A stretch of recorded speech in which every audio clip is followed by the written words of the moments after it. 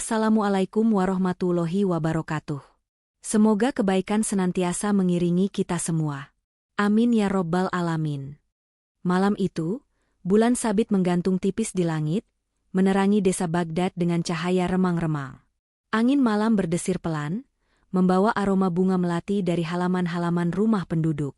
Di dalam gubuknya yang sederhana, Abu Nawas terlelap pulas. Namun, tidurnya yang biasanya nyenyak tiba-tiba terusik oleh suara aneh. Awalnya, ia mengira itu hanya kucing yang sedang mencari makan di sekitar dapur.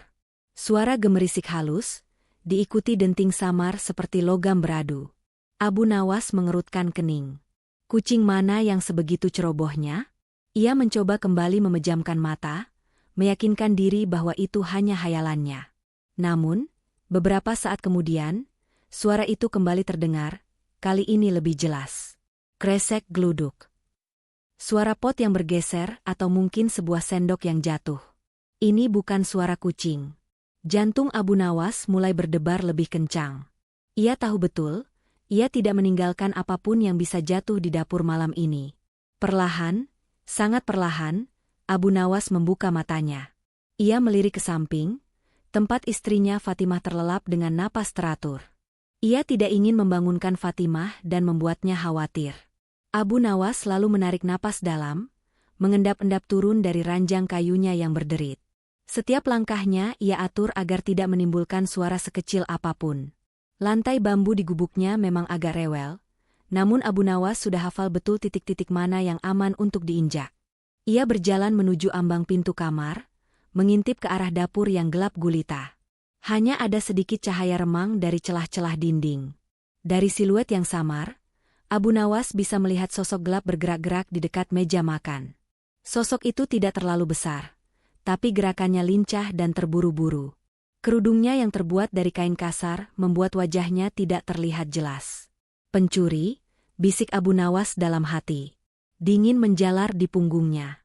Ia memang sering berhadapan dengan masalah. Namun berhadapan langsung dengan pencuri di tengah malam adalah hal yang berbeda. Apa yang harus ia lakukan? Berteriak meminta tolong hanya akan membangunkan seluruh desa, dan mungkin membahayakan dirinya dan Fatimah. Mengendap-endap dan menangkapnya langsung? Itu terlalu berisiko. Abu Nawas harus memutar otaknya. Kecerdasannya adalah senjata utamanya, bukan kekuatan fisik. Sambil terus mengamati, ia mundur perlahan ke sudut ruangan, mencari sebuah ide. Matanya menyapu sekeliling kamar, mencari sesuatu yang bisa ia manfaatkan. Dalam kegelapan itu, sebuah senyum tipis mulai terukir di bibirnya. Sebuah ide licik telah muncul. Abu Nawas telah menemukan ide. Dengan gerakan sehalus mungkin, ia kembali ke sisi tempat tidur, seolah-olah baru saja bangun. Ia berdeham sedikit, lalu dengan suara yang agak keras, cukup keras agar bisa didengar oleh telinga pencuri di dapur, ia berbicara. "Oh, Fatimah, istriku," seru Abu Nawas. Suaranya sedikit sengaja dibuat mengantuk, seolah-olah ia baru saja terbangun. "Apakah kamu sudah memastikan semua perhiasan dan uang kita sudah kamu sembunyikan dengan aman?" Pencuri di dapur yang tadinya sedang mencoba membuka lemari dengan linggis kecilnya, langsung terkesiap. Gerakannya terhenti seketika. Ia menajamkan telinganya, berusaha mendengar percakapan antara Abu Nawas dan istrinya. Sebuah senyum jahat mulai muncul di bibirnya. Mereka bicara soal perhiasan dan uang? Ini adalah keberuntungan. Abu Nawas melanjutkan, dengan nada yang dibuat-buat khawatir, "Aku agak cemas malam ini. Banyak berita tentang pencuri yang berkeliaran di desa tetangga. Aku harap kita tidak lengah." Dari dapur, si pencuri sudah tidak sabar. Ia mulai membayangkan tumpukan koin emas dan kalung mutiara. Matanya berbinar dalam kegelapan. "Ah, suamiku," jawab Abu Nawas, menirukan suara istrinya dengan nada pelan dan sedikit mengantuk, seolah Fatimah memang sedang setengah sadar. Ia sengaja membuat suaranya agak serak dan samar-samar, agar si pencuri tidak terlalu curiga. "Tentu saja, aku sudah menyembunyikannya dengan sangat baik. Kau tahu tempat favoritku, kan?" "Tempat favoritmu? Yang mana, istriku?" "Aku kadang lupa," kata Abu Nawas. Suaranya sengaja dibuat seolah-olah ia sedang kebingungan. "Apakah di bawah lantai keramik? Atau di dalam lubang di balik dinding?" Pencuri itu semakin mendekat ke arah suara Abu Nawas, telinganya semakin menempel ke dinding, berusaha menangkap setiap kata. Ini informasi penting. Bukan, bukan di sana, suamiku. Abu Nawas kembali menirukan suara Fatimah, kali ini dengan nada yang sedikit menggoda. Tempat yang paling tidak mungkin dicari pencuri. Kau tahu, pencuri itu pintar, mereka akan mencari di tempat-tempat tersembunyi. Tapi mereka tidak akan menyangka kalau kita menyembunyikannya di tempat yang begitu mencolok. Pencuri itu menahan napas. Mencolok, pikirnya, otaknya bekerja keras. Ya, tepat di bawah kasur di kamar sebelah, yang kita jarang gunakan. Abu Nawas berkata dengan suara yang jelas, memastikan setiap kata sampai ke telinga pencuri. Itu tempat paling aman. Siapa yang akan berpikir untuk mencari di sana? Mereka pasti akan sibuk menggeledah lemari dan laci. Mendengar itu, mata pencuri langsung membelalak. Di bawah kasur di kamar sebelah. Ia tidak bisa menahan kegirangan dalam hatinya. Ini terlalu mudah. Abu Nawas ini sungguh bodoh, pikirnya. Mengapa ia memberitahu lokasi harta bendanya dengan begitu gamblang? Tanpa menunggu lebih lama, pencuri itu melangkah cepat, tetapi tetap hati-hati, keluar dari dapur. Ia melewati ruang tengah dan menuju kamar yang dimaksud oleh Abu Nawas. Pikirannya sudah dipenuhi dengan bayangan harta benda. Ia hampir tidak peduli lagi dengan apa yang mungkin Abu Nawas lakukan. Yang penting sekarang adalah menemukan harta karun itu. Sementara itu, Abu Nawas tersenyum licik dalam kegelapan. Rencananya berjalan sempurna. Kini, giliran ia yang akan bergerak. Pencuri itu melesat cepat ke kamar sebelah. Kamar itu memang jarang digunakan. Hanya ada sebuah ranjang tua dengan kasur yang sudah lusuh. Tanpa membuang waktu, ia langsung berlutut dan meraba-raba di bawah kasur, mencoba mengangkatnya. Ia berharap menemukan kantung-kantung berisi dinar emas atau perhiasan berharga. Napasnya memburu karena gairah dan ekspektasi. Tangannya merogoh ke setiap sudut, mengangkat sudut kasur, menggeser bantal-bantal usang. Namun, yang ia temukan hanyalah debu tebal, sarang laba-laba, dan mungkin beberapa remah roti tua. Tidak ada apa-apa. Tidak ada sekantung pun koin, tidak ada perhiasan berkilau. Keningnya berkerut. Sial, dia menipuku, gumamnya kesal. Ia merasa ditipu mentah-mentah. Namun, belum sempat kekesalannya reda, ia mendengar suara langkah kaki yang mendekat dari ambang pintu kamar. Kali ini langkahnya tidak lagi mengendap-endap, melainkan langkah tegap dan pasti. Abu Nawas muncul di ambang pintu, bukan dengan wajah takut atau marah, melainkan dengan senyum lebar dan tatapan jenaka. Di tangannya, ia memegang sebuah sapu lidi panjang yang biasa ia gunakan untuk membersihkan halaman. Nah, kebetulan sekali, seru Abu Nawas dengan suara ceria, seolah ia baru saja menemukan teman lama. Aku sudah lama sekali ingin membersihkan seluruh rumah ini, terutama di bagian kolong-kolong yang sulit dijangkau. Dan kamu datang tepat pada waktunya. Pencuri itu terkejut setengah mati. Ia langsung berdiri tegak. Matanya membelalak ketakutan melihat Abu Nawas yang memegang sapu lidi. Abu Nawas mengangkat sapu lidinya tinggi-tinggi, bukan untuk memukul, melainkan seperti seorang komandan yang siap memberi perintah. Lihatlah debu-debu ini, lanjut Abu Nawas, menunjuk ke sudut ruangan dengan sapu lidinya. Bantu aku membersihkan semua ini ya. Mulai dari kamar ini, lalu ruang tengah, dan jangan lupa di dapur, banyak sisa makanan kemarin yang harus disingkirkan. Pencuri itu tidak bisa berkata-kata. Wajahnya pucat pasi. Ia menyadari bahwa ia telah sepenuhnya tertipu dan dipermainkan oleh Abu Nawas. Orang ini tidak hanya cerdik, tapi juga punya selera humor yang sangat aneh. Ia tidak ingin menjadi tukang bersih-bersih dadakan. Dengan panik, ia berbalik dan melesat menuju pintu keluar secepat kilat. Ia tidak peduli lagi dengan apapun. Yang ada di pikirannya hanyalah keluar dari rumah Abu Nawas secepatnya. Ia bahkan tidak sempat mengambil alat-alatnya yang terjatuh di dapur. Abu Nawas hanya tertawa kecil melihat pencuri itu kabur terbirit-birit seperti dikejar setan. Ia tahu, pencuri itu tidak akan berani datang lagi ke rumahnya. Sejak malam itu, tidak ada lagi pencuri yang berani mendekati gubuk Abu Nawas. Kabar tentang kecerdikan Abu Nawas dan insiden sapu lidi itu menyebar dari mulut ke mulut di seluruh desa.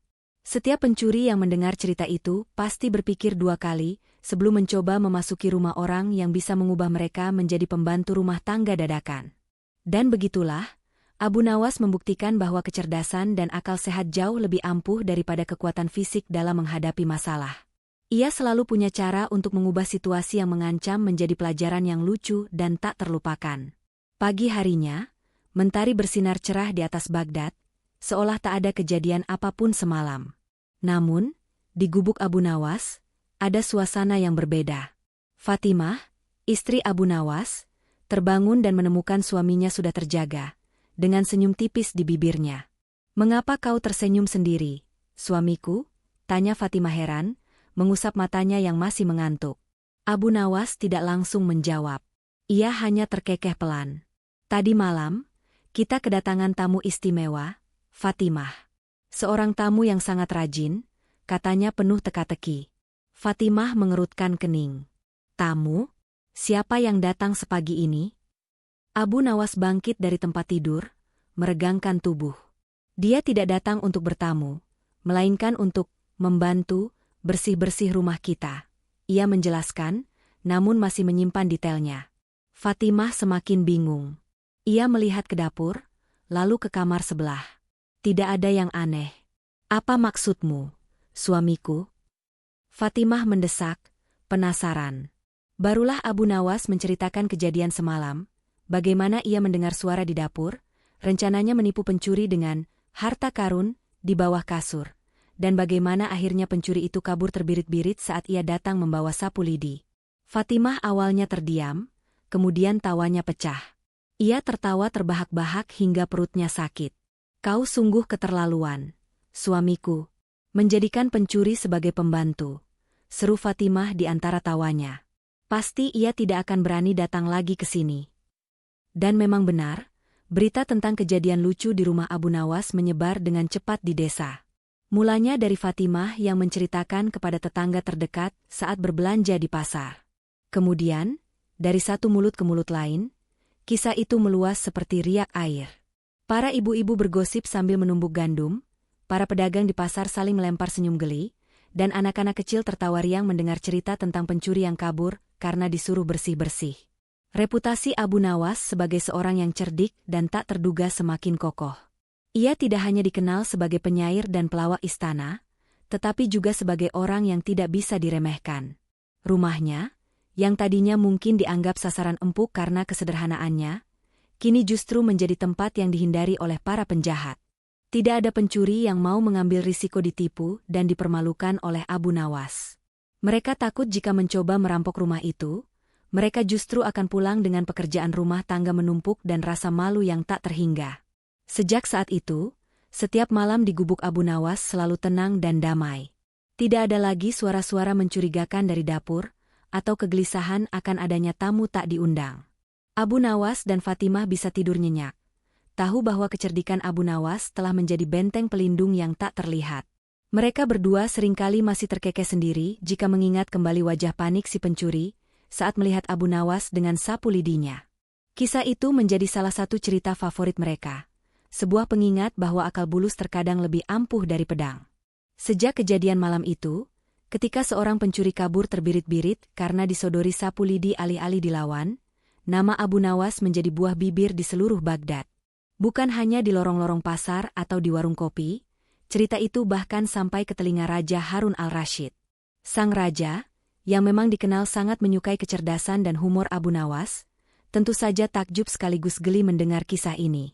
Suatu pagi yang cerah, Abu Nawas dipanggil menghadap raja di istana. Di hadapan para wazir dan pembesar kerajaan, Raja Harun al-Rashid duduk di singgasananya, dengan senyum tersungging di bibirnya. "Abu Nawas," panggil raja, nada suaranya penuh rasa ingin tahu, "aku dengar kau kini punya cara baru untuk mengundang orang membersihkan rumahmu? Sepertinya ini metode yang sangat efisien, bukan?" Abu Nawas tersenyum hormat, mengetahui bahwa desas-desus memang sudah sampai ke telinga baginda raja. "Ampun Tuanku Raja, hamba hanya berusaha menjaga kebersihan rumah dengan cara yang paling efektif dan damai," jawab Abu Nawas, dengan sedikit kenakalan yang selalu terselip dalam kata-katanya. Raja Harun al-Rashid tak dapat menahan tawanya. Gema tawa raja memenuhi ruang pertemuan, diikuti oleh para wazir yang berusaha menahan senyum. Ceritakan padaku detailnya, Abu Nawas. Aku ingin tahu bagaimana kau membuat seorang pencuri, yang seharusnya ditakuti, malah rela lari terbirit-birit hanya karena kau sodorkan sebatang sapu lidi. Abu Nawas pun dengan gayanya yang khas, mulai bercerita. Ia mengisahkan detail kejadian malam itu, mulai dari ia mendengar suara-suara mencurigakan dari dapur, bagaimana ia membangunkan Fatimah, dengan suara tiruan yang membuat raja semakin geli.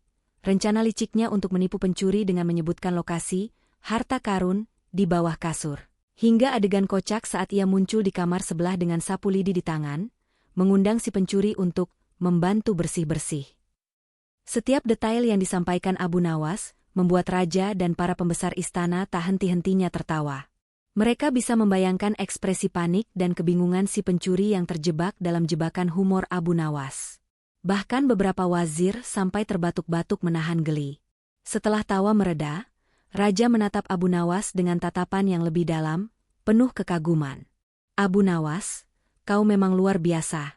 Kau tidak hanya berhasil mengusir pencuri tanpa kekerasan, tetapi juga memberikan pelajaran berharga kepadanya. Mungkin saja, pencuri itu kini berpikir dua kali sebelum kembali berbuat kejahatan. Bisa jadi ia malah jadi lebih suka mencari nafkah dengan cara yang jujur, takut jika ia kembali bertemu denganmu dan berakhir menjadi tukang sapang istana. Abu Nawas membungkuk rendah. Hamba berharap begitu, tuanku.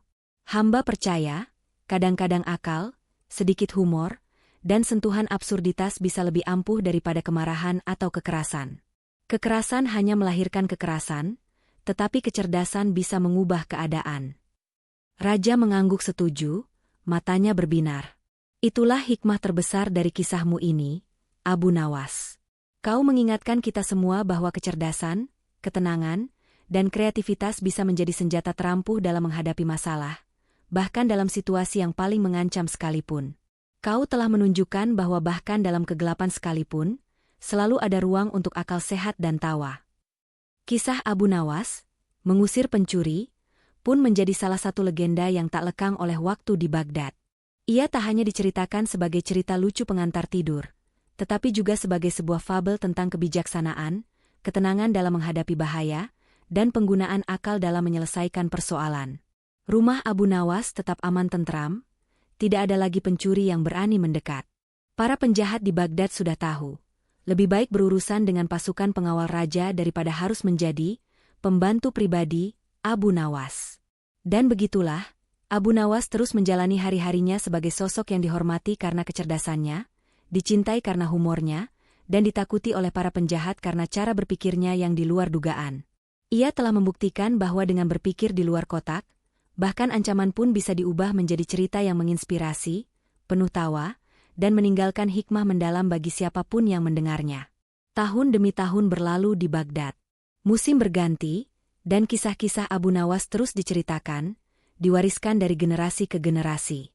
Di antara sekian banyak cerita lucu dan cerdiknya, ada satu kisah yang paling sering diulang, sebuah anekdot yang tidak hanya mengundang tawa tetapi juga menjadi pengingat abadi akan kecerdasan yang tak terbatas. Kisah tentang pencuri yang disuruh bersih-bersih. Rumah Abu Nawas, yang sederhana dan ramah, tidak pernah lagi didatangi pencuri. Bukan karena ia memasang kunci ganda atau penjaga bertubuh besar, melainkan karena reputasinya. Setiap pencuri baru yang datang ke Baghdad pasti akan mendengar bisikan dan tawa geli di pasar, jangan sekali-kali mencoba masuk ke rumah Abu Nawas. Kau mungkin akan pulang membawa sapu dan ember, bukannya harta. Kabar itu telah menjadi semacam jimat pelindung tak kasat mata bagi kediamannya. Namun, hikmah dari kisah itu jauh melampaui keamanan rumah. Raja Harun al-Rashid, yang selalu mengagumi Abu Nawas, sering menggunakan kisah ini sebagai contoh dalam pertemuan-pertemuan penting. Lihatlah Abu Nawas, katanya suatu kali di hadapan para penasihat. Dia tidak menggunakan pedang, tidak pula tentara. Dia hanya menggunakan akal dan sedikit humor untuk menyelesaikan masalah besar. Terkadang, cara paling sederhana dan tidak terduga adalah yang paling efektif. Dan entah bagaimana, cerita itu bahkan sampai ke telinga sang pencuri yang malang. Konon, setelah insiden memalukan itu, pencuri tersebut benar-benar meninggalkan dunia kejahatan. Ia merasa terlalu dipermalukan dan menyadari betapa sia-sianya jalan yang ia tempuh. Ia mulai bekerja sebagai tukang bersih-bersih, sebuah ironi yang sering membuat warga Baghdad tersenyum. Setiap kali ia melihat sapu lidi, ia akan teringat pada Abu Nawas dan pelajaran berharga yang ia terima, bahwa ada cara lain untuk mendapatkan nafkah, dan bahwa kehormatan lebih berharga dari harta yang dicuri. Di jantung sebuah kerajaan yang dikenal akan kemakmurannya dan keunikan rajanya, tinggallah seorang penguasa yang tak biasa. Raja ini, yang lebih suka dipanggil Raja Harun, bukanlah tipe raja yang hanya duduk di singgasana. Ia memiliki minat besar pada hal-hal yang tidak lazim, seringkali mengadakan sayembara atau memberikan perintah yang menantang akal sehat para penasihat dan rakyatnya. Baginya, itu adalah cara untuk menguji kecerdasan, ketangkasan berpikir, dan bahkan kelucuan para bawahan setianya. Salah satu hewan kesayangannya adalah seekor burung unta raksasa yang sering dibiarkan berkeliaran bebas di taman istana, menjadi pemandangan yang tak pernah gagal menarik perhatian. Suatu pagi yang cerah, udara terasa segar setelah hujan semalam. Aroma bunga melati semerbak di seluruh taman istana. Raja Harun sedang menikmati sarapan pagi di pavilionnya yang menghadap langsung ke taman. Matanya yang tajam menatap kosong ke arah burung unta kesayangannya yang sedang mematuk-matuk tanah, mencari serangga kecil untuk santapan paginya. Tiba-tiba, sebuah ide melintas di benaknya, secepat kilat menyambar di hari yang cerah. Sebuah senyum tipis, penuh teka-teki, terukir di bibirnya. "Wahai para menteriku yang budiman," seru raja dengan suara yang menggelegar, memecah keheningan pagi. Beberapa menteri yang sedang mendampinginya sontak terlonjak kaget, hampir saja menjatuhkan cangkir teh mereka. Mereka tahu betul, jika raja sudah berseru seperti itu, pasti ada sesuatu yang besar, atau setidaknya, sangat aneh, akan terjadi. Dengan cekatan, mereka segera membungkuk hormat, menanti titah sang penguasa. "Siap, Baginda Raja. Hamba menanti perintah paduka," ujar Perdana Menteri, suaranya sedikit gemetar. Raja Harun menopang dagunya, matanya masih terpaku pada burung untanya. "Aku punya sebuah perintah baru yang harus kalian penuhi," katanya perlahan, seolah menikmati setiap kata yang akan diucapkannya. "Sebuah perintah yang akan menguji seberapa jauh nalar dan kreativitas kalian bisa bekerja." Wajah para menteri menunjukkan campuran rasa ingin tahu dan kecemasan. Mereka saling melirik, sudah hafal dengan pola raja mereka. "Aku ingin kalian membawa kepadaku." Raja menjeda, sengaja membuat suasana semakin menegangkan, sebuah telur burung unta. "Ya, telur dari burung unta kesayanganku ini." Ia menunjuk ke arah burung unta besar yang tak menyadari dirinya menjadi pusat perhatian. Tapi ada syaratnya. Para menteri menahan napas. Ini dia bagian yang paling sulit. Telur itu haruslah sekecil telur burung pipit. Raja menekankan kata-kata itu, atau jika tidak, ia haruslah sebesar gajah. Seketika itu juga, suasana menjadi hening mencekam. Para menteri mematung di tempat, mata mereka membelalak tak percaya. Otak mereka berputar keras, mencoba mencerna perintah yang baru saja mereka dengar. Telur burung unta, yang ukurannya sudah sebesar buah melon besar, diminta menjadi sekecil telur burung pipit yang hampir tak terlihat, atau malah membesar menjadi sebesar gajah, hewan darat terbesar yang mereka ketahui. Ini sungguh mustahil. Ini melampaui batas logika dan hukum alam. Bagaimana mungkin mengubah ukuran ciptaan Tuhan seperti itu? Kepanikan mulai terlihat jelas di wajah mereka. Bisikan-bisikan cemas mulai terdengar. Bagaimana mungkin ini terjadi? Ini perintah yang gila. Kita pasti akan dihukum. Salah satu menteri yang paling berani, sambil memberanikan diri mengangkat kepala, berkata dengan suara serak, "Maafkan kelancangan hamba, Baginda. Bukankah ukuran telur sudah ditentukan oleh Sang Pencipta? Bukankah itu di luar kuasa kita sebagai manusia?" Raja Harun hanya tersenyum simpul, menunjukkan deretan giginya yang putih. "Itulah tantangannya, wahai menteriku. Aku tahu ini sulit, bahkan mungkin mustahil bagi akal sehat biasa. Tapi aku yakin, di antara kalian, atau di antara rakyatku, pasti ada yang bisa menemukan jalan keluarnya. Waktu kalian seminggu penuh. Siapa yang berhasil memenuhi perintahku ini, akan kuberi hadiah melimpah ruah, berupa harta benda dan kedudukan tinggi. Namun, siapa yang gagal?" Raja menggantungkan kalimatnya, pandangannya mengancam, ia akan menghadapi konsekuensinya. Ancaman itu cukup untuk membuat lutut para menteri gemetar. Mereka tahu raja tidak pernah main-main dengan ucapannya. Mereka harus mencari solusi, entah bagaimana caranya. Berita tentang perintah aneh raja ini menyebar bak api di padang rumput kering. Dari satu bibir ke bibir lain, dari sudut pasar hingga ke pelosok desa, semua orang membicarakan teka-teki gila sang raja. Akhirnya, kabar itu sampai pula ke telinga seorang pria yang terkenal akan kecerdikan dan akalnya yang luar biasa. Seorang yang seringkali membuat Raja Harun kesal sekaligus terkagum-kagum, Abu Nawas. Abu Nawas, yang kala itu sedang menikmati kopi paginya di beranda rumah, hanya tersenyum tipis mendengar kabar tersebut. Ia tahu betul karakter raja.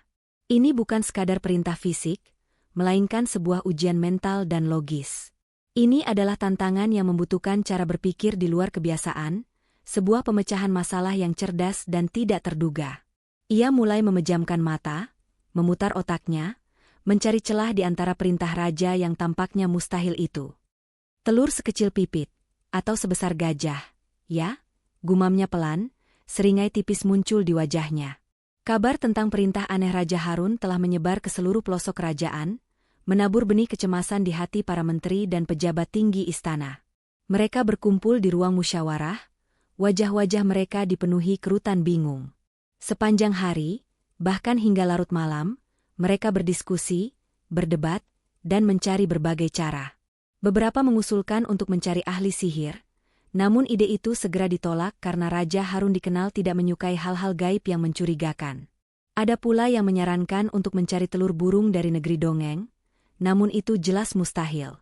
Mereka bahkan mencoba memikirkan alat atau ramuan ajaib yang bisa mengecilkan atau membesarkan benda, namun semua ide berakhir di jalan buntu. Sementara para petinggi istana sibuk memeras otak mereka hingga nyaris pecah, Abu Nawas justru terlihat tenang. Ia tidak terburu-buru bergabung dalam diskusi panik mereka. Baginya, masalah yang rumit seringkali membutuhkan ketenangan untuk dipecahkan. Ia tahu persis bagaimana cara kerja pikiran Raja Harun. Raja tidak menginginkan sebuah keajaiban fisik, melainkan sebuah demonstrasi kecerdikan dan pemikiran di luar kotak. Selama 2 hari pertama, Abu Nawas menghabiskan waktunya dengan mengamati.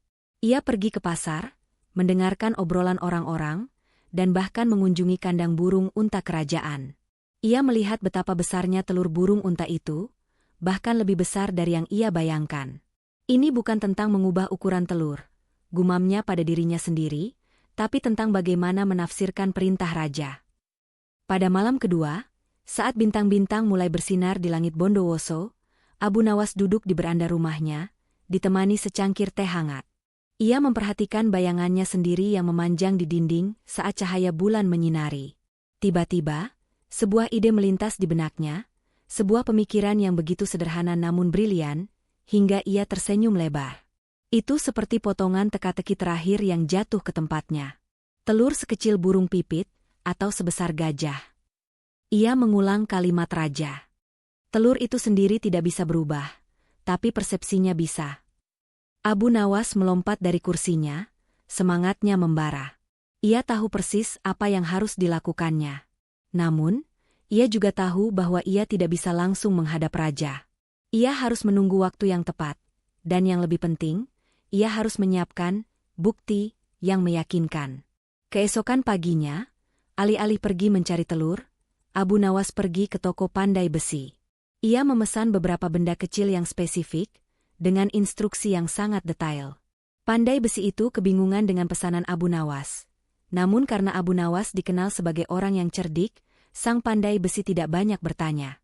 Setelah itu, Abu Nawas menghabiskan sisa hari itu dengan mengunjungi beberapa tempat yang tidak biasa di sekitar kerajaan, mengumpulkan berbagai macam benda yang ia rasa akan mendukung rencananya. Ia bahkan menghabiskan beberapa waktu di kebun binatang istana, mengamati gajah dengan saksama. Menteri-menteri lain yang melihat Abu Nawas santai-santai, bahkan sibuk dengan urusan anehnya sendiri, hanya bisa menggelengkan kepala. Mereka mengira Abu Nawas sudah menyerah, atau bahkan tidak peduli dengan perintah raja. Lihatlah Abu Nawas itu, kata salah satu menteri dengan nada mencemooh. Saat kita sibuk memikirkan solusi, dia malah asyik sendiri. Pasti sudah putus asa. Namun, Abu Nawas tidak peduli dengan cibiran mereka. Ia memiliki keyakinan penuh pada idenya. Ia telah menemukan celah dalam perintah raja, sebuah celah yang hanya bisa dilihat oleh mereka yang berpikir di luar kebiasaan. Ia sedang merancang sebuah pertunjukan yang akan membuat Raja Harun terkesima, sekaligus menertawakan kebijaksanaannya sendiri. Waktu seminggu yang diberikan Raja semakin menipis, dan Abu Nawas tahu bahwa presentasinya harus sempurna. Hari ke-7 tiba. Kerajaan diselimuti suasana tegang. Para menteri dan pejabat istana, dengan wajah pucat pasi dan mata panda karena kurang tidur, berbaris di hadapan Raja Harun. Mereka semua telah gagal. Tidak ada satupun yang berhasil menemukan cara untuk memenuhi perintah raja yang mustahil itu. Beberapa membawa telur burung unta biasa dan mencoba berbagai alasan. Ada yang bahkan mencoba membawa telur ayam dengan alasan secara relatif kecil. Namun semuanya ditolak mentah-mentah oleh raja yang tidak terkesan.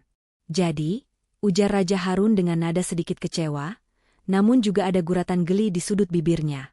Apakah tidak ada satupun di antara kalian yang bisa memenuhi permintaan sederhana ini? Raja tahu betul permintaannya tidak sederhana, tapi ia menikmati melihat para menterinya kelabakan. Tiba-tiba, dari kerumunan di belakang, terdengar suara ceria. "Ampun, Baginda Raja, hamba datang untuk mencoba peruntungan." Semua mata tertuju pada sosok yang baru saja muncul. Itu adalah Abu Nawas, dengan senyum khasnya yang penuh rahasia. Ia tidak terlihat panik sedikitpun, malah memancarkan aura percaya diri yang membuat para menteri lain mendengus kesal. Mereka mengira Abu Nawas pasti akan melontarkan lelucon konyol lagi. "Oh, Abu Nawas." Raja Harun tersenyum lebar. Ia selalu menyukai kehadiran Abu Nawas, karena pria itu selalu bisa membuat hari-harinya lebih menarik. "Kau datang tepat waktu. Apa yang kau bawa, wahai si cerdik?" Abu Nawas melangkah maju, tangannya tidak membawa apa-apa. "Hamba tidak membawa telur, Baginda. Tapi hamba membawa caranya." Para menteri saling berbisik, mengejek. "Dasar gila. Bagaimana mungkin ia bisa membuktikan tanpa telur?" Raja Harun mengangkat alisnya, tertarik. "Menarik. Jelaskan padaku." "Mohon izin, Baginda," kata Abu Nawas, suaranya lantang dan jelas. "Untuk telur sekecil burung pipit, hamba membutuhkan bantuan seluruh hadirin yang mulia." Ia kemudian memerintahkan semua orang, termasuk raja, untuk berdiri di halaman istana yang lapang. Cuaca kala itu sedikit mendung, dan ada beberapa awan tebal di langit. "Sekarang," kata Abu Nawas, menunjuk ke arah langit, "hamba minta kalian semua memusatkan pandangan kalian ke awan yang paling gelap itu. Setelah itu, perlahan-lahan, tutuplah salah satu mata kalian dan lihatlah awan itu melalui celah jari kelingking kalian yang sangat kecil." Para menteri dan bahkan Raja Harun sendiri, meskipun sedikit ragu, mengikuti perintah Abu Nawas. Mereka menyipitkan mata, menutup satu mata, dan mencoba melihat awan gelap itu melalui celah sempit di antara jari kelingking mereka. "Bagaimana, Baginda?" tanya Abu Nawas. "Bagaimana rupa awan itu di mata Paduka?" Raja Harun menyipitkan matanya, fokus pada awan yang tadinya terlihat sangat besar. Ia mencoba melihatnya melalui celah kecil jarinya. Awan itu terlihat sangat kecil," jawab Raja, sedikit terkejut dengan apa yang dilihatnya. "Hampir seperti titik kecil saja." "Nah," seru Abu Nawas penuh kemenangan. "Telur burung unta yang hamba bawa ini, jika Paduka melihatnya melalui celah jari kelingking Paduka, atau bahkan dari kejauhan yang sangat jauh, bukankah ia akan terlihat sekecil telur burung pipit?" Para menteri terdiam. Mereka tidak bisa membantah. Secara optik, hal itu memang benar. Sebuah benda besar akan terlihat sangat kecil jika dilihat dari jarak yang sangat jauh, atau melalui celah yang sangat sempit. Raja Harun tersenyum lebar. Ia terkesan dengan kecerdikan Abu Nawas yang memanfaatkan ilusi optik. "Luar biasa, Abu Nawas. Kau memang cerdik," puji Raja. "Baiklah, sekarang bagaimana dengan telur yang sebesar gajah?" Abu Nawas kembali tersenyum, kali ini dengan senyum yang lebih misterius. "Untuk yang satu ini, Paduka harus ikut hamba ke suatu tempat." Ia kemudian memimpin Raja Harun dan para punggawa ke sebuah ruangan di istana yang jarang digunakan, sebuah gudang tua yang gelap dan pengap. Di dalam gudang itu, Hanya ada beberapa barang usang dan sebuah lentera kecil yang cahayanya redup. Sekarang, Baginda, kata Abu Nawas, ia menuntun raja ke tengah ruangan yang remang-remang itu. Hamba akan meletakkan telur burung unta yang hamba bawa ini di depan lentera. Abu Nawas kemudian meletakkan sebuah telur burung unta asli di atas sebuah meja kecil, tepat di antara lentera dan dinding gudang. Cahaya lentera yang redup menyorot telur itu.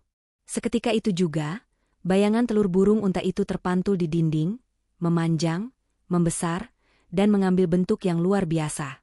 Lihatlah, Baginda, seru Abu Nawas sambil menunjuk bayangan di dinding.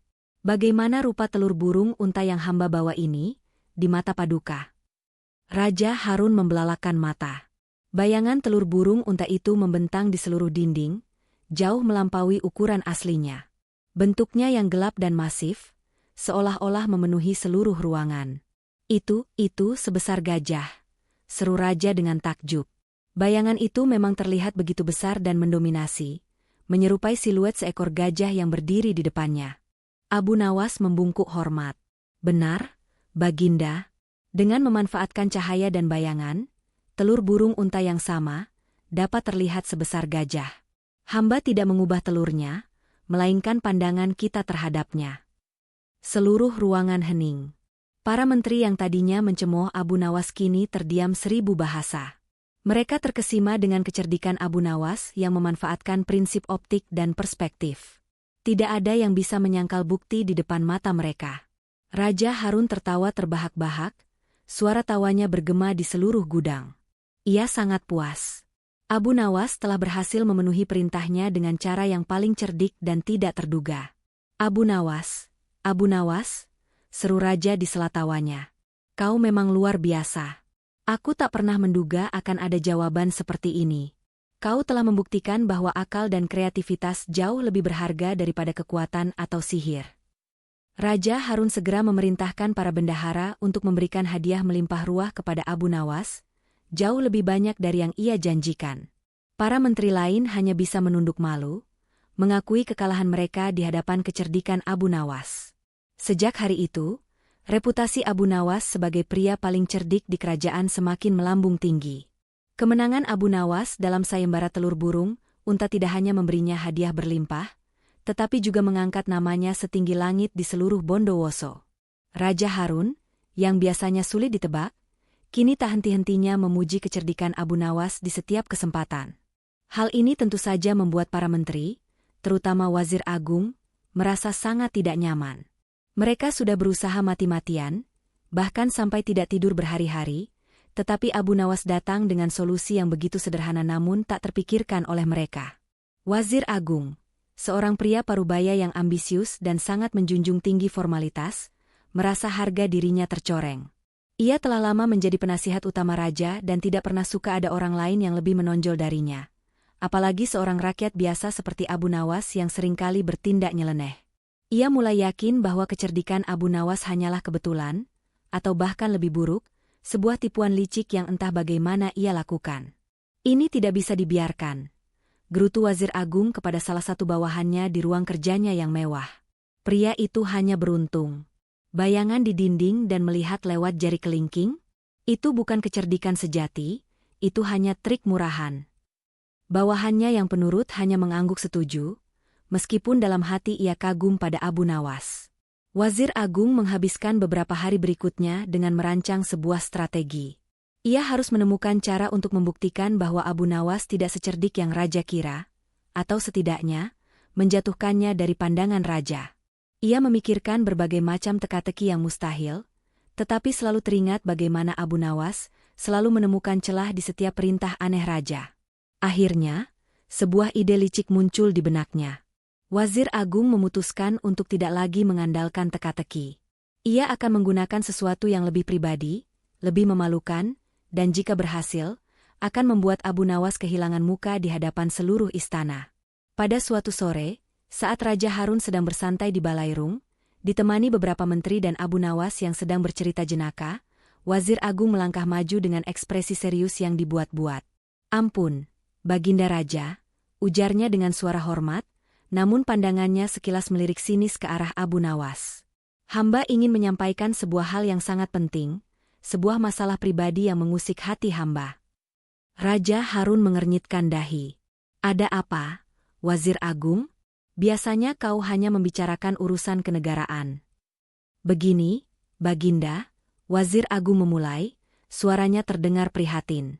Hamba mendengar desas-desus yang kurang menyenangkan tentang kecerdikan Abu Nawas. Abu Nawas, yang tadinya tertawa, sontak menghentikan tawanya. Ia menatap Wazir Agung dengan bingung. Desas-desus apa lagi ini? Apa maksudmu? Tanya Raja Harun, nada suaranya berubah dingin. Ia tidak suka jika ada yang meragukan penilaiannya.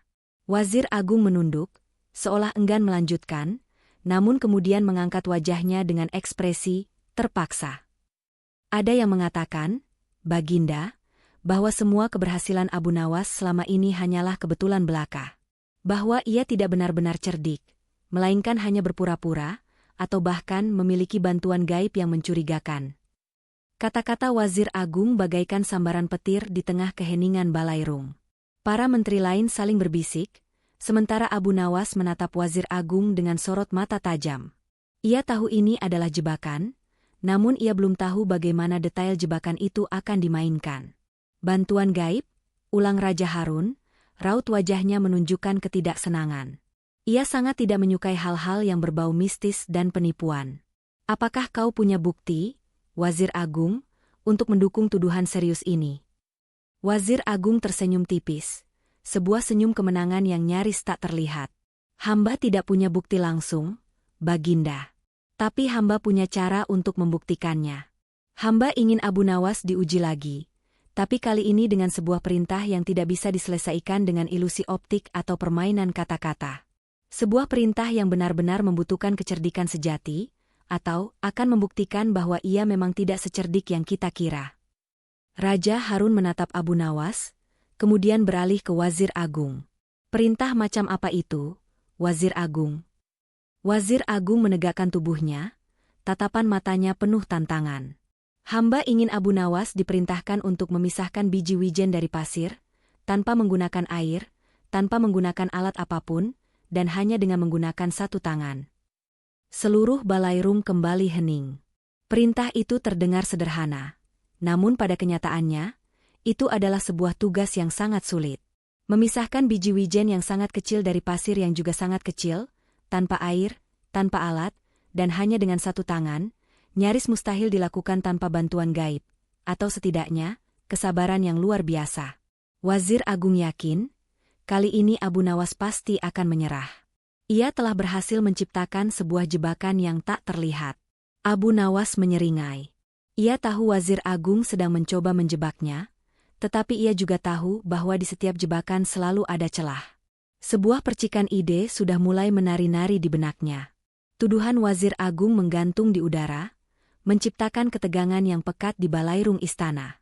Para menteri berbisik-bisik, sebagian besar merasa kasihan pada Abu Nawas, sebagian lagi diam-diam berharap ia gagal.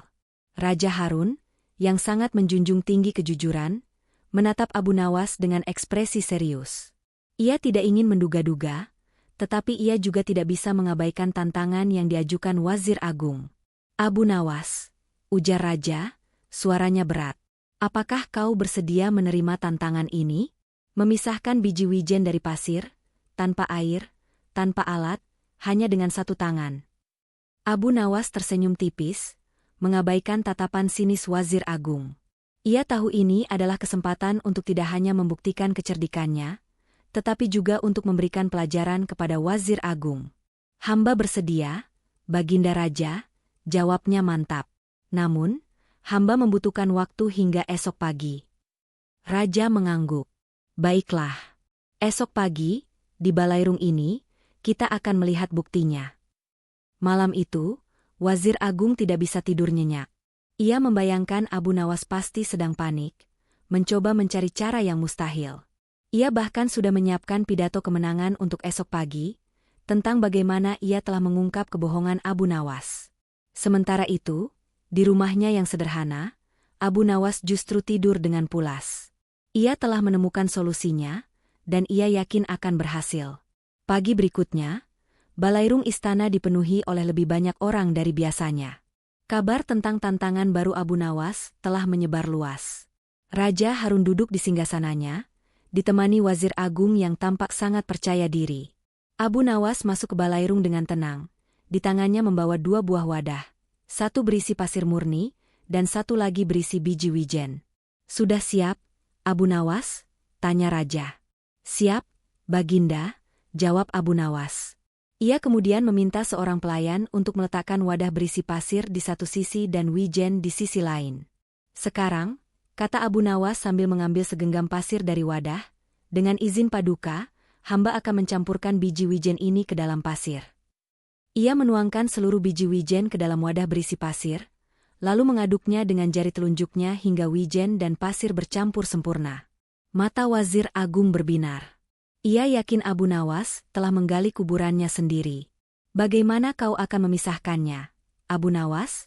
tantang Wazir Agung, suaranya dipenuhi kemenangan yang belum tiba. "Tanpa air, tanpa alat, dan hanya dengan satu tangan? Ini mustahil." Abu Nawas tidak menjawab. Ia hanya tersenyum simpul. Ia kemudian mengambil wadah campuran pasir dan wijen itu, lalu meletakkannya di bawah sinar matahari pagi yang menembus jendela balairung. Sinar matahari jatuh tepat di atas permukaan campuran itu. Setelah beberapa saat, ia mulai mengamati dengan saksama. Para hadirin saling berbisik, penasaran dengan apa yang akan dilakukan Abu Nawas. Beberapa menit berlalu. Wazir Agung mulai tidak sabar. Tiba-tiba, Abu Nawas mengangkat tangannya, telunjuknya menunjuk ke arah wadah. "Lihatlah, Baginda," serunya. "Lihatlah apa yang terjadi pada biji wijen itu." Semua mata menatap ke arah wadah. Perlahan tapi pasti, biji-biji wijen yang tadinya tercampur rata dengan pasir, mulai bergerak. Karena sinar matahari yang hangat, biji-biji wijen yang lebih ringan dari pasir dan sedikit berminyak, mulai menjadi panas dan mengeluarkan aroma yang mengundang semut. Dari sela-sela lantai balairung, dan bahkan dari beberapa celah di dinding, mulai muncul koloni semut yang tak terhitung jumlahnya. Semut-semut itu, tertarik oleh aroma wijen yang memanas, segera menyerbu wadah.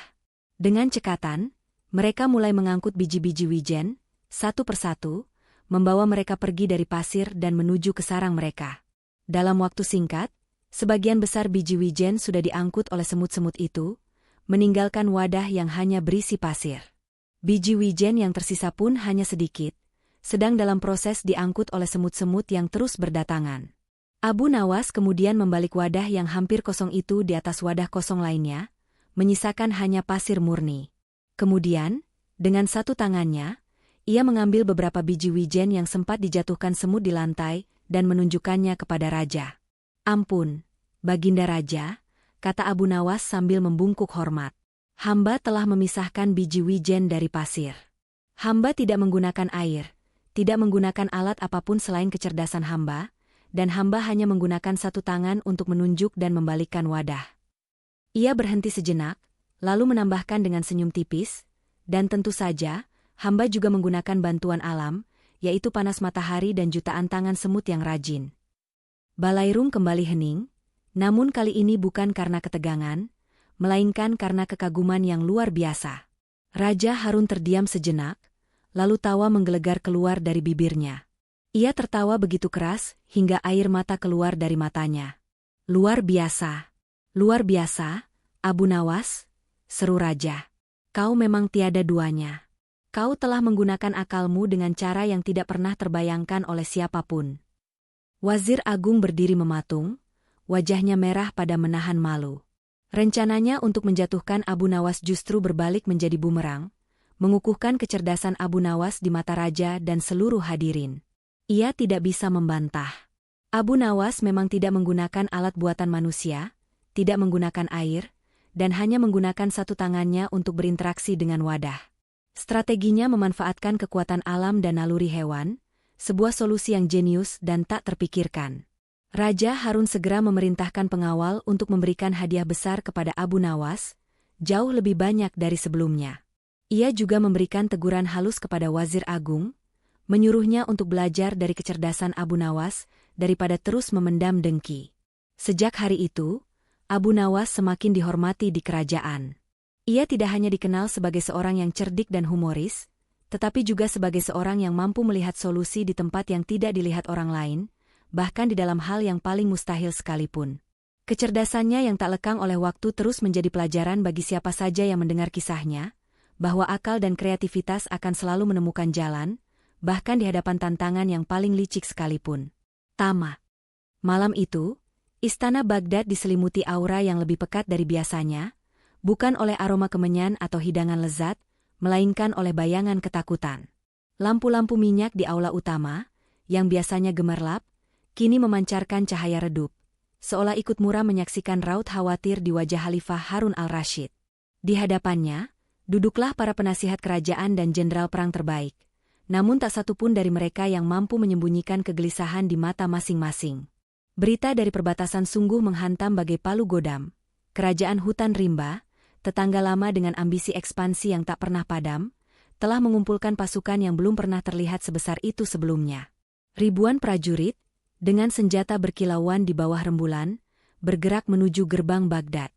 Invasi sudah di depan mata, sebuah ancaman nyata yang bisa mengubah nasib kekhalifahan selamanya. Pasukan kita sudah bersiaga penuh, tuanku, lapor Jenderal Khalid, panglima perang yang terkenal dengan keberanian dan strategi militernya yang mumpuni. Suaranya terdengar berat, menahan beban yang tak terhingga. Namun, jumlah musuh jauh melampaui kekuatan kita.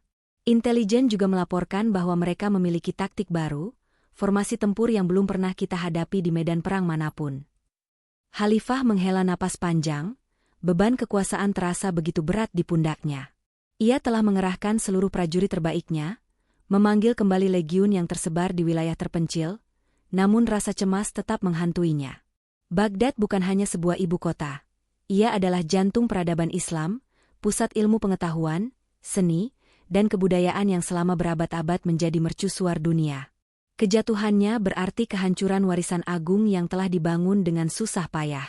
Kita butuh lebih dari sekadar pedang yang tajam dan perisai yang kokoh. Gumam Khalifah, suaranya pelan namun penuh keseriusan. Matanya menerawang, seolah mencari jawaban di langit-langit berukir. Kita butuh akal, sebuah strategi cemerlang yang mampu membalikkan keadaan, sebuah ide yang bahkan tidak bisa diantisipasi oleh para komandan musuh paling cerdik sekalipun. Seketika, sebuah bayangan melintas di benaknya, sosok pria kurus dengan sorban miring yang khas dan senyum iseng yang tak pernah lepas dari bibirnya. Ia adalah figur yang seringkali menjadi sumber kegeraman sekaligus kekaguman Khalifah. Siapa lagi kalau bukan Abu Nawas, penyair nyentrik yang terkenal dengan kecerdikannya, atau lebih tepatnya, dengan akal-akalannya yang seringkali absurd namun selalu berhasil. Abu Nawas selalu punya cara unik untuk keluar dari masalah. Bahkan dari masalah yang seringkali justru ia ciptakan sendiri. Panggil Abu Nawas. Titah Khalifah dengan suara yang tiba-tiba lebih bersemangat, sebuah percikan harapan menyala di matanya. Para menteri dan jenderal saling pandang, raut wajah mereka menunjukkan keheranan yang kentara. Memanggil Abu Nawas di tengah situasi perang yang genting? Bukankah itu terlalu, tidak lazim? Abu Nawas lebih sering dipanggil untuk memecahkan teka-teki konyol, menemukan kambing yang hilang, atau sekadar menghibur Khalifah dengan lelucon dan syair-syairnya yang jenaka.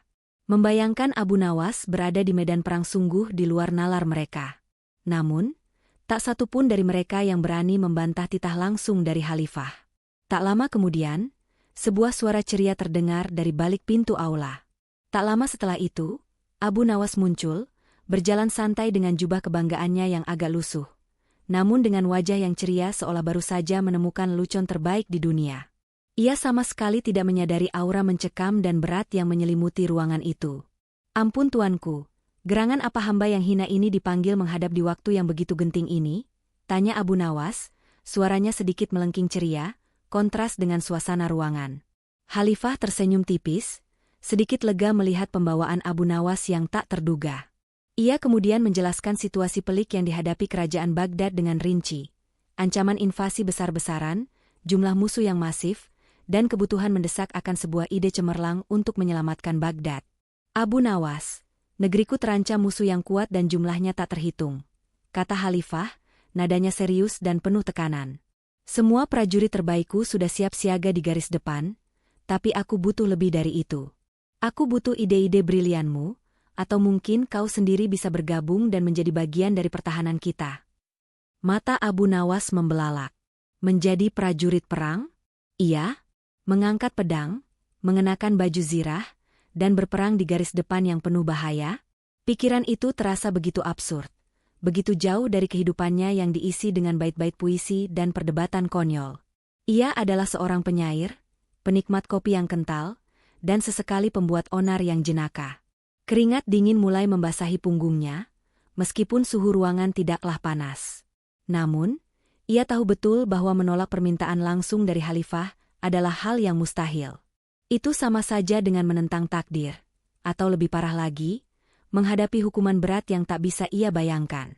Abu Nawas berpikir keras, otaknya berputar cepat mencari celah, sebuah jalan keluar yang elegan dari situasi yang mengerikan ini.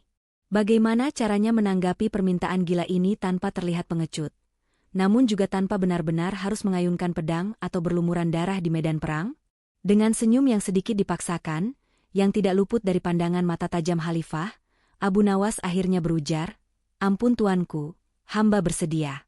Dengan segenap hati, hamba akan mengabdikan diri untuk kerajaan Baghdad." Para menteri dan jenderal yang hadir terkejut bukan kepalang. Mereka saling berbisik, tidak percaya dengan apa yang baru saja mereka dengar. Khalifah pun mengangkat alisnya, sebuah ekspresi campuran antara terkejut dan rasa ingin tahu terpancar jelas di wajahnya. Namun, lanjut Abu Nawas, dengan nada yang sengaja dibuat dramatis, seolah ia akan mengajukan sebuah syarat yang sangat penting dan logis. "Hamba punya satu syarat." Raut wajah Khalifah kembali diselimuti rasa ingin tahu yang besar. Syarat apa lagi yang akan diajukan si cerdik ini? Para hadirin kembali saling berbisik, kali ini dengan intonasi yang lebih bertanya-tanya. Pertarungan hidup mati kerajaan Baghdad akan segera dimulai, dan Abu Nawas mengajukan syarat yang tak terduga. Senyap mencekam menyelimuti aula istana setelah Abu Nawas melontarkan syaratnya. Para menteri dan jenderal memandanginya dengan tatapan tak percaya, bahkan sedikit jengkel. Bagaimana mungkin seseorang mengajukan syarat di tengah ancaman perang yang mengancam kehancuran? Hanya Khalifah Harun al-Rashid yang mempertahankan ketenangannya, meskipun kerutan di dahinya menunjukkan rasa ingin tahu yang besar. "Syarat apa itu, Abu Nawas?" tanya Khalifah, nada suaranya terdengar sabar namun tegas. Ia sudah hafal betul dengan tingkah Abu Nawas yang selalu di luar dugaan.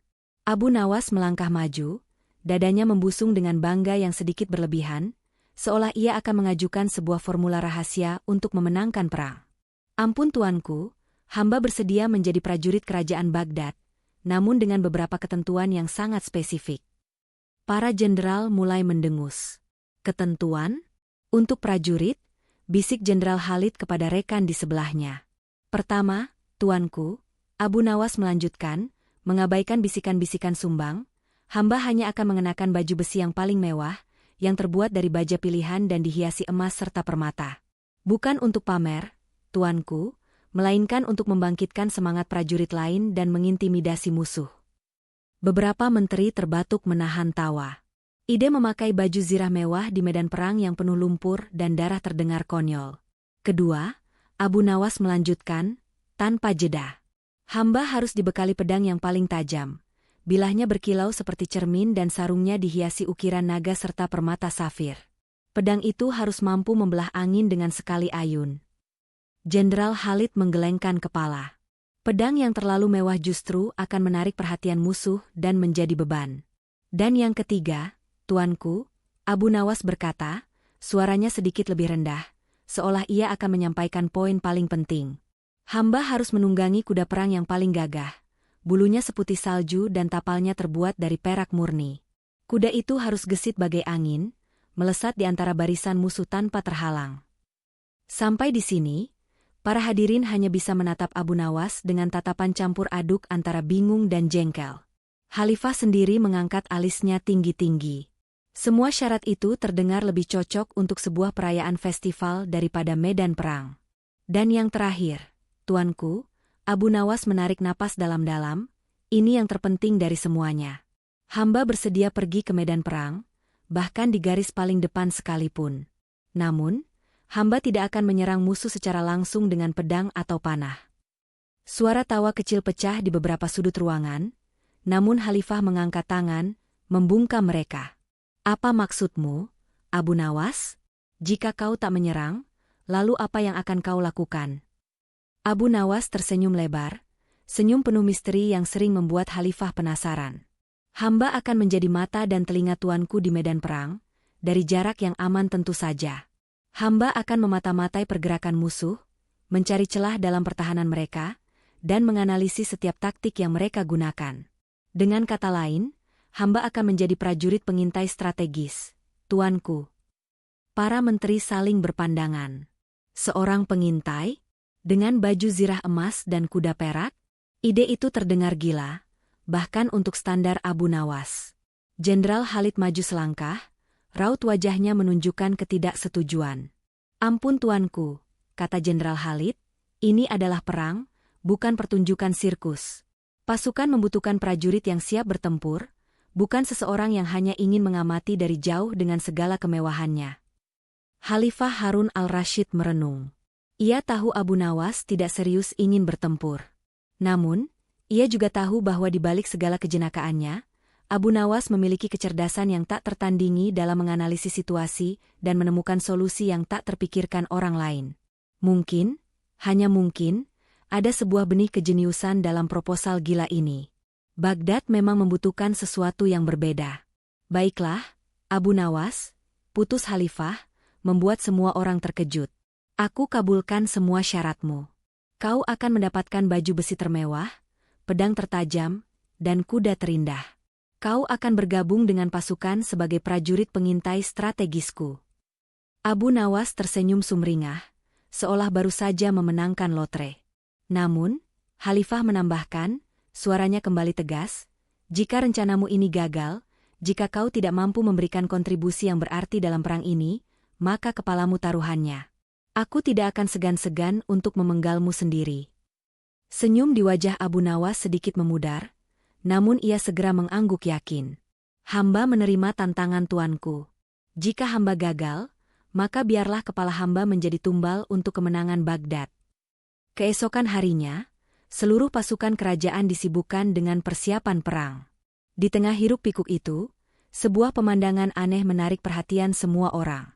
Di sebuah sudut, Abu Nawas berdiri tegak, mengenakan baju zirah emas berkilauan yang memantulkan cahaya matahari. Sarung pedangnya dihiasi batu permata, dan di sampingnya berdiri kuda putih gagah berhiaskan perak yang gemerlap. Ia tampak lebih seperti bangsawan yang akan menghadiri pesta megah daripada prajurit perang yang siap tempur. Para prajurit lain hanya bisa geleng-geleng kepala, menahan tawa.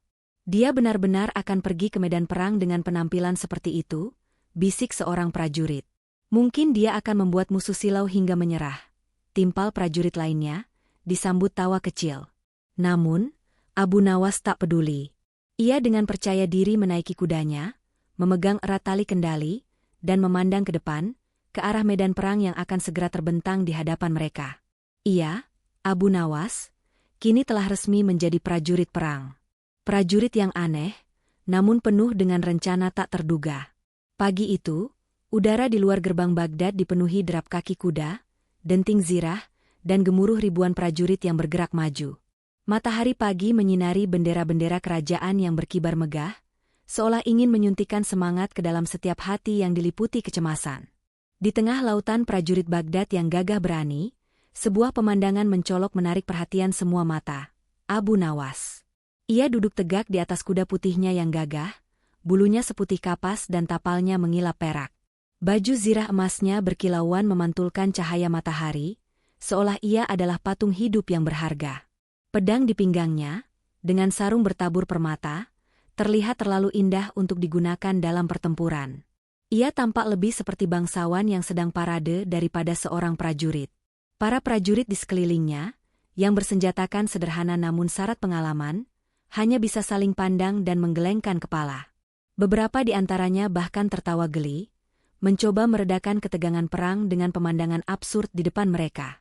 Lihat itu, sang pahlawan kita, bisik seorang prajurit kepada rekannya. Mungkin dia akan membuat musuh buta karena silau. Tawa kecil menyertai bisikan itu, namun Abu Nawas sama sekali tidak peduli. Ia membusungkan dadanya, seolah bangga dengan penampilannya yang mencolok. Di sakunya, ia membawa gulungan perkamen dan sebatang pena, peralatan yang jauh lebih cocok untuk seorang penyair atau juru tulis daripada prajurit. Barisan pasukan Baghdad bergerak perlahan namun pasti menuju area perbatasan yang telah menjadi medan perang tak terhindarkan. Debu berterbangan di udara, menyelimuti barisan panjang prajurit.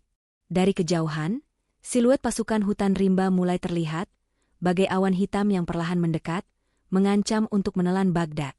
Jantung para prajurit berdebar kencang. Ini bukan lagi latihan, ini adalah kenyataan pahit.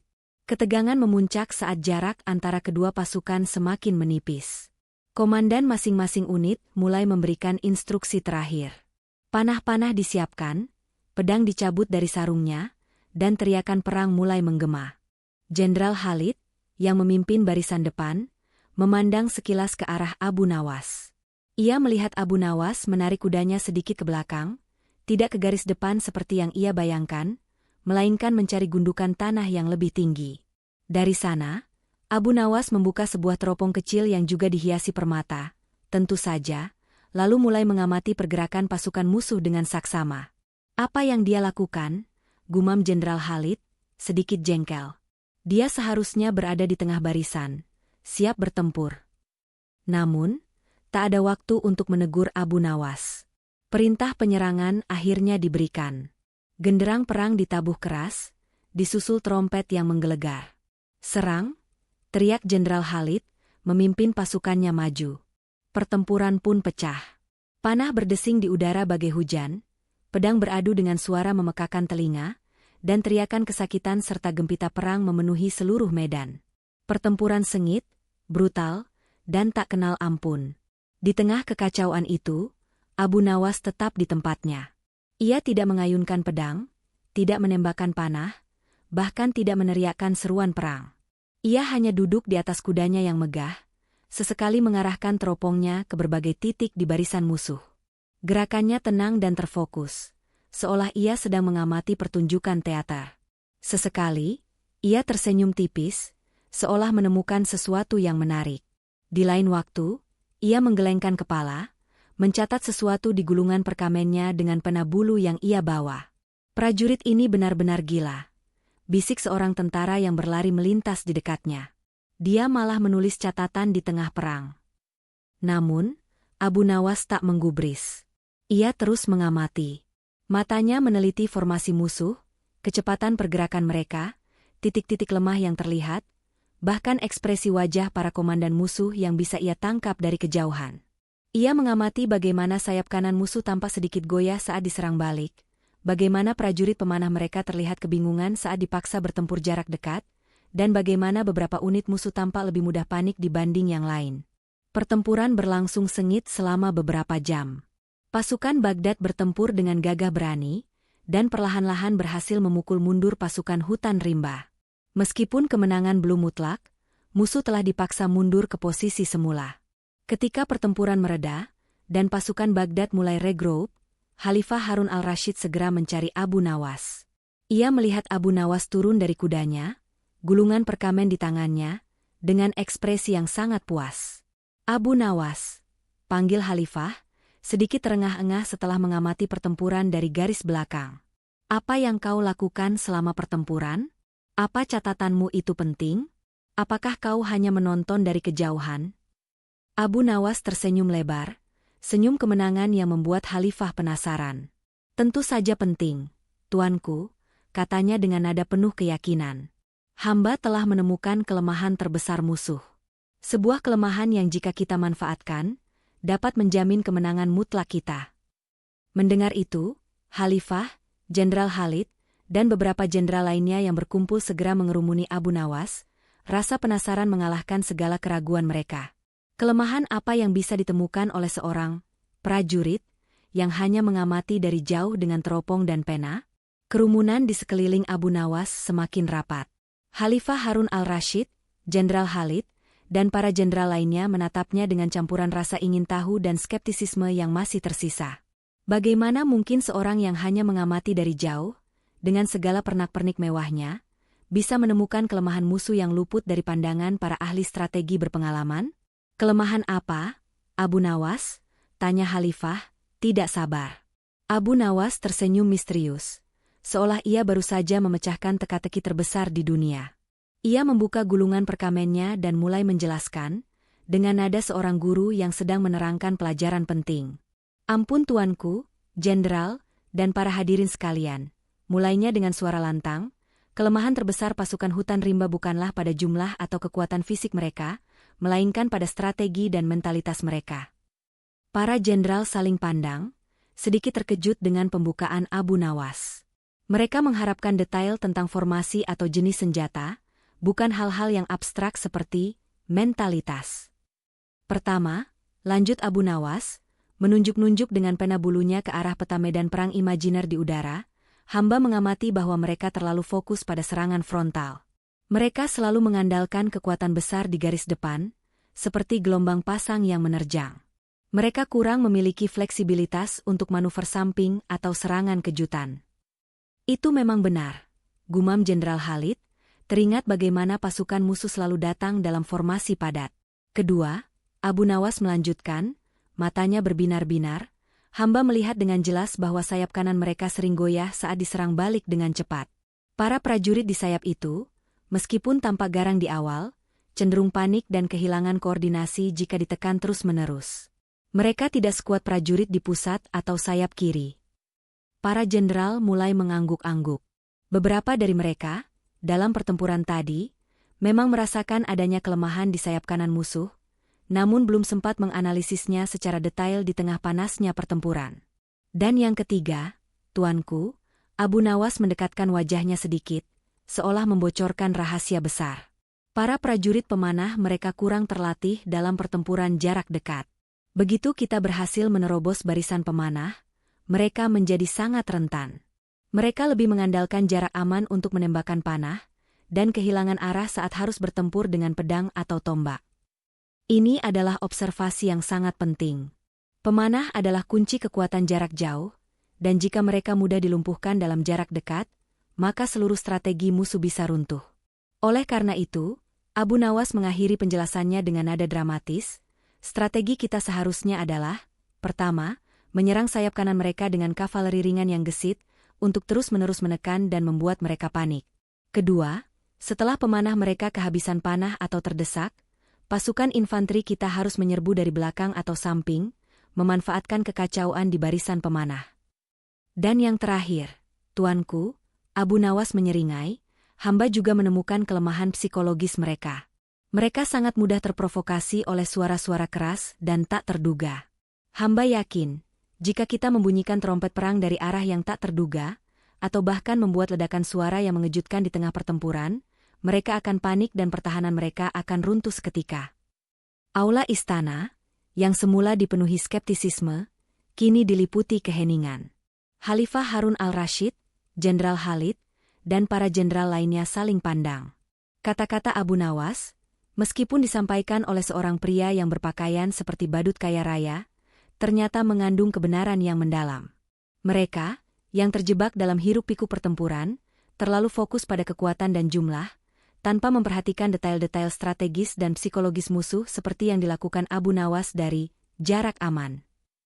Ini adalah analisis yang brilian, Abu Nawas, seru Khalifah, matanya berbinar-binar. Kelemahan-kelemahan ini luput dari pandangan kami yang sibuk bertempur. Jenderal Khalid, yang semula paling skeptis, kini mengangguk-angguk setuju. Hamba akui, tuanku, apa yang disampaikan Abu Nawas memang benar. Sayap kanan mereka memang kurang kokoh, dan pemanah mereka memang rapuh jika bertempur jarak dekat. Ia menatap Abu Nawas dengan hormat yang baru tumbuh. Aku tidak pernah membayangkan seorang penyair bisa melihat hal sedalam ini di medan perang. Abu Nawas tersenyum puas, kali ini senyumnya tulus. Hamba mungkin bukan prajurit yang mengayunkan pedang, tuanku. Tapi pikiran hamba tak pernah berhenti berayun, mencari kelemahan dan peluang. Khalifah Harun al-Rashid melangkah maju dan menepuk pundak Abu Nawas dengan kuat. Abu Nawas, kau memang bukan prajurit yang bertarung dengan pedang dan perisai, katanya, suaranya penuh kekaguman. Tapi kau adalah prajurit dengan otak paling tajam yang pernah kumiliki. Kau telah memberikan strategi yang dapat menyelamatkan negeriku. Mulai hari itu, Peran Abu Nawas dalam Perang Baghdad berubah total. Ia tidak lagi dianggap sebagai sekadar penghibur atau orang aneh. Ia adalah penasihat militer strategis yang paling berharga bagi Khalifah. Ia tidak akan mengangkat pedang, namun akal dan analisisnya akan menjadi senjata rahasia yang jauh lebih mematikan. Berkat analisis Abu Nawas, Khalifah mengubah strategi perangnya. Kavaleri ringan disiapkan untuk menyerbu sayap kanan musuh, sementara unit infanteri khusus dilatih untuk menyelinap dan menyerang pemanah dari jarak dekat. Dan untuk menambah kepanikan musuh, rencana untuk membunyikan trompet dari berbagai arah dan menciptakan ledakan suara kejutan juga disiapkan. Ketika esoknya pertempuran kembali pecah, strategi Abu Nawas diterapkan. Hasilnya sungguh luar biasa. Pasukan hutan rimba, yang terbiasa dengan serangan frontal, benar-benar panik saat sayap kanan mereka terus-menerus digempur. Pemanah mereka, yang diserang dari dekat, menjadi kacau balau. Ditambah lagi dengan suara trompet yang menggelegar dari berbagai sisi, menciptakan ilusi kepungan, moral mereka runtuh seketika. Dalam waktu singkat, pasukan hutan rimba kocar-kacir, mundur dalam kekalahan telak. Baghdad selamat. Abu Nawas, dengan baju zirah emas dan kuda putihnya, tetap mengamati dari gundukan tanah yang aman, menyaksikan kemenangan gemilang yang sebagian besar berkat kecerdasannya. Ia membuktikan bahwa perang tidak selalu dimenangkan dengan kekuatan otot, tetapi juga dengan kekuatan pikiran. Ia telah menjadi prajurit perang sejati, dalam caranya sendiri yang unik. Tamat.